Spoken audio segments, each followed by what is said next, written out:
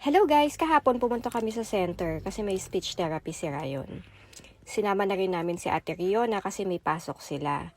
Hindi na siya sumabay sa service kaya kami nang nag-drop sa kanya sa school. Niloloko ko nga siya dyan, sabi ko sumama na lang sa amin, wag nang pumasok. Kaso sabi niya ayaw niya. Excited pa nga siyang pumasok. Siguro may crush na to. Sa sobrang excitement, ayun, nakalimutan niya mag-mask at yung water niya. Buti nakita ko at naibigay ko sa kanya.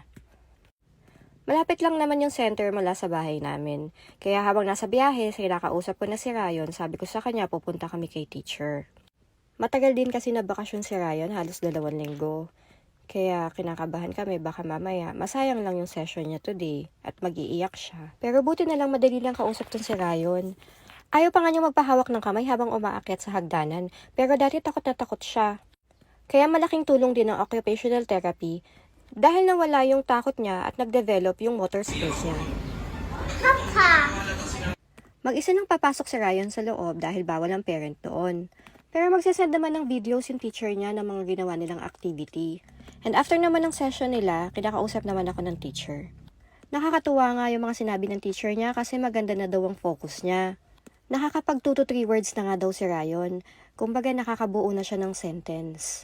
Napapansin din nga namin sa bahay na sobrang daldal na rin niya.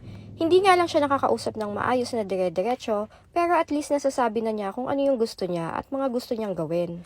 Before kasi kapag may gusto siya kukunin niya lang yung kamay ko, ilalagay niya dun sa bagay na gusto niya. Sabi ng teacher niya, nahihilig din daw si Ryan ngayon sa books. Kasi dati puro animals lang ang gusto niya. Kaya sabi ko sa papa niya, pumunta na lang kami sa Robinsons, total malapit lang din naman mula sa center. Dito kasi kami pumupunta kapag gusto namin silang bilhan ng libro. Second hand pero maganda pa. Pagpasok pa nga lang namin dito sa book sale, sobrang tuwan-tuwa na siya . Ang dami niyang nakikitang mga books. Napasabi pa nga siya ng, wow, books! Hinayaan ko na lang muna siya magtingin-tingin ng kung anong gusto niya.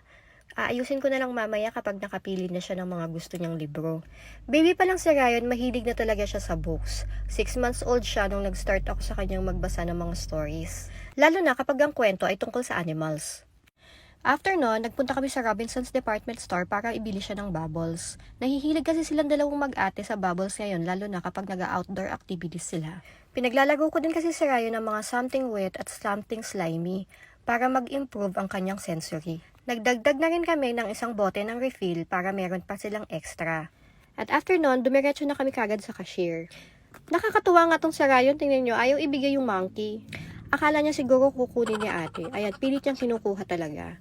At after nun, uuwi na kami kasi natapos naman na kami lahat sa mga gagawin namin. At 1 oras na lang kasi, uwian na din ng ate Yona. Baka wala din kasi siyang abutan sa bahay. At habang papauwi na kami, kitang-kita naman yung happiness ng batang to, oh. O siya, the end.